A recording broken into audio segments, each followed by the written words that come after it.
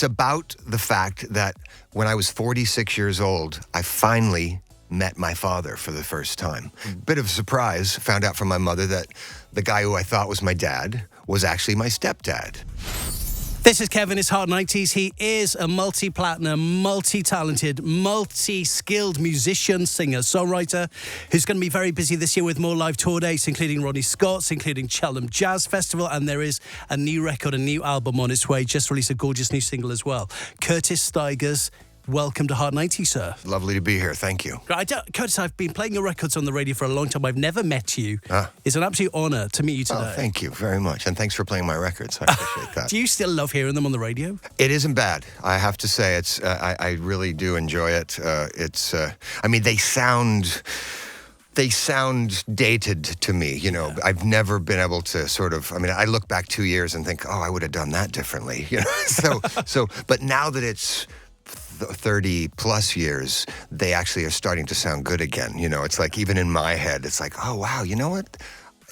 That was all right. The 90s weren't bad at all, were they? When I say 90s, what do you instantly think of? Big dad pants. You know, we wore a lot of baggy jeans back then. I see photos of myself and what are you doing? Good times, though. Good memories. Yeah. No, I had so much fun in the 90s. I mean, my first record came out in the States in 91, over here in early 92, and immediately I was on TV shows. I was playing at Wembley Stadium with Elton John and Eric Clapton and really just living my childhood dreams right out of the box. It was a lot of fun. I mean, we've just had the Brit Awards here at the O2 in London. Can I take you back? I think 92 was your first experience. I was there. Of attending the Brits. I was there. I think I was nominated for like best international artist. I didn't win. No, Curtis, you were nominated in 2 categories. Was I? That year. Tell me, remind me. Yes, you were, for international breakthrough. Oh, breakthrough. And international artist. Okay, right, yeah. And being nominated was fine. I got to go. There was free champagne. Do you know who won in your category? It's right on the tip of my tongue. It was kind of a rap pop act, sort of a hip hop act, but I can't. Well, in one category, I believe it was Arrested Development. Okay, Arrested Development. But the other category was an artist called Prince. Oh, yeah. And you were in the same category with Madonna and Prince. Can you imagine? Good Lord. Well, you know, I'm happy to lose an award to Prince. And Arrested Development. I loved that record. So. But didn't you meet Prince or work with him? I opened for Prince in Dublin, the summer of 92, that same year, and it was incredible. I didn't meet him. I didn't want to. I was just, you know, it could have gone one of two ways. Probably he could have hated me, and I would have been heartbroken, and it would have spoiled everything. Yeah. Or he could have just been a regular guy, and that mystique would have gone. So instead, I just sort of stood at a distance and just watched him pose. There was this, he stood, it was an outdoor concert in Dublin, and he stood on this little platform in front of his little dressing room trailer, and there was a massive bodyguard on one side, another massive bodyguard. Always huge. Yeah, massive, and he was Prince, and he was decked out. He wasn't wearing anything that he wore on stage during the show. He had a whole other outfit, and he just stood there stock still, and my band and I stared at him, and it was fantastic. And then I stood on the side of the stage and had a master class from one of the greatest entertainers of all time. I mean, he did everything perfectly. But he did his homework. There's no way you would open for Prince if he didn't rate you or know your music, musicality. I like to think that. I was honored. It was so cool. It's interesting looking back at your incredible career and success. And am I right in saying this all started really when you went into a class and started playing a clarinet? I did start on clarinet when I was in 5th grade, which was sort of 9 years old, 10 years old maybe. But it worked, it stuck, because clarinet became saxophone, became drums. I played drums right after I started playing clarinet. I wanted to play rock and roll. I was asked to play with a punk rock band when I was about 14, and my life changed. I didn't listen to Rush or Yes ever again, or at least for several years. I got into the Clash and the Sex Pistols and the Pretenders. And because you love your British music, am I right saying? I grew up on British comedy and British music. Yeah, Elton John was my first hero, and I really got into that second English invasion, the Police, and like I said, the Clash. But that all led to such a positive thing with you start recording, you start songwriting. Can you remember the first song you ever wrote? I wrote a terrible song in high school for my girlfriend that had a lot of major seventh chords. That's all I remember. Very cheesy. I started really seriously writing songs when I got to New York. But look, here we are in 2025, and I have to mention, obviously, you are about to release a brand new album. How excited are you about releasing this one to the world? I'm very excited. It's during COVID, I started a live stream show called Songs from My Kitchen. And Songs from My Kitchen was just every Wednesday. I got up early. I went downstairs. I got all my cool mics and a camera. I ordered some cameras online. I learned how to edit video. And I did an hour-long live stream show where I just played songs in my kitchen. My dogs wandered around me. If the mailman came, they'd go berserk, and I'd have to stop the song and wait for them. And I learned a lot about myself in that time. I couldn't tour. I couldn't make money at all. And so I just started learning songs that I had written even, that I'd never played on guitar because I sang and I played saxophone on them.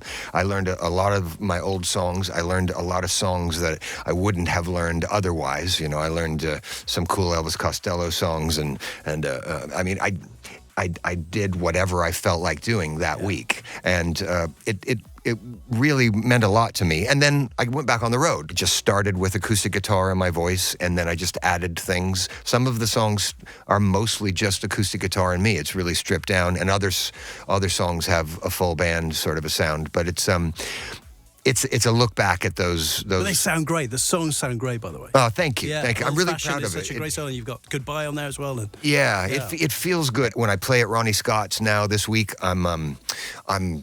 I go out with just my acoustic guitar at the beginning of the night, and people are like, what's he doing? He's in a jazz club with an acoustic guitar. And I sing a couple of songs really quietly and intimately. I draw the audience in, and then I bring the jazz band on and throttle them. And everyone's like, oh, it's okay now. Yeah, it's all right. Okay. It's all right. Ronnie Scott is not going to be mad up in heaven.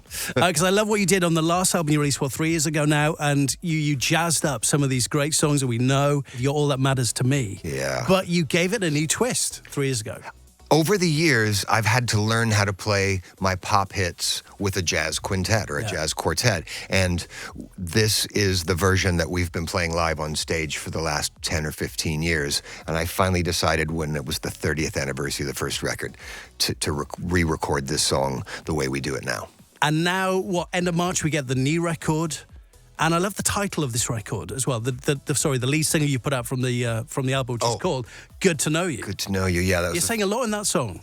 It's about the fact that when I was 46 years old, I finally met my father for the first time. I found out when I was 17. It was a bit of a surprise. Found out from my mother that the guy who I thought was my dad was actually my stepdad, and she told me that my father had gone to Vietnam and died before he knew about me. She hadn't told him.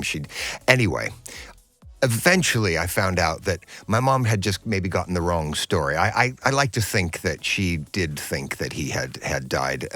When I was in my late 30s, I started to really think that he was around. That he was, it wasn't like had ESP or something. I started to hear things, from people that, no, he didn't go to Vietnam. He didn't. And so I found out where he was when I was about 40. I had a friend reach out to Dennis Townsend, who was the guy I thought might be my father. And, my friend called me back and said, well, first of all, he doesn't remember your mom. And that was, wow. That was a bit of a... But eventually, we did the swab. We did the whole, the test, the DNA test. And before we did the DNA test, he said, well, we should do that. We should find out if this is the fact. Because the 60s were a wild time, and you never know.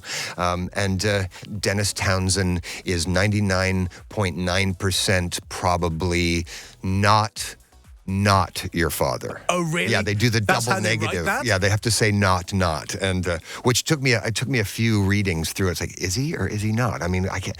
But we've become friends, and he's not my dad. He's my father. And so that's what the song is about. It's basically getting used to that sort of awkwardness and introducing him to his granddaughter. That was a huge thing. And meeting his wife. And there's the line late in the song. It says, I like your wife. She might be the best part of the deal. I'm really fond of her. So it's a happy... It's an extraordinary story, Kurtz. That's what that is. I'm going to play Sir Elton John right now. Love that man. You love him to bits, don't you? He's so dear to me. Goodbye Yellow Brick Road was the first album I purchased purchased with my own money when I was 9 years old. When I finally met him in person, I opened for him and Eric Clapton and Bonnie Raitt at Wembley Stadium in 1992. And when I met him, it was just like meeting my friend. And he was just so lovely to me. He's always been incredibly kind to me. He played in Boise, my hometown, and where I had moved back to. I went to see him, and I went backstage before the show, and he spent 20, 30 minutes with me, just hanging out with me. Wow. Elton John was hanging out with me. It was so beautiful.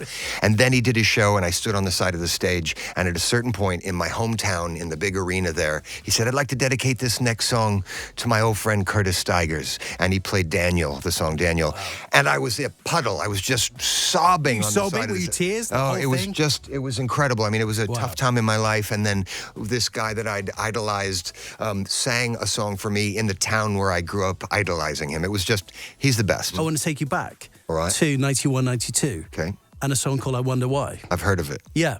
Do you still love it?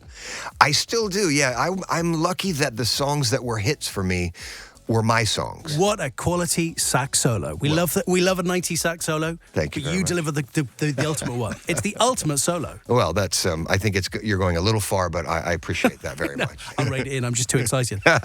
Listen, Curtis, so wonderful to meet you today. And Thank you.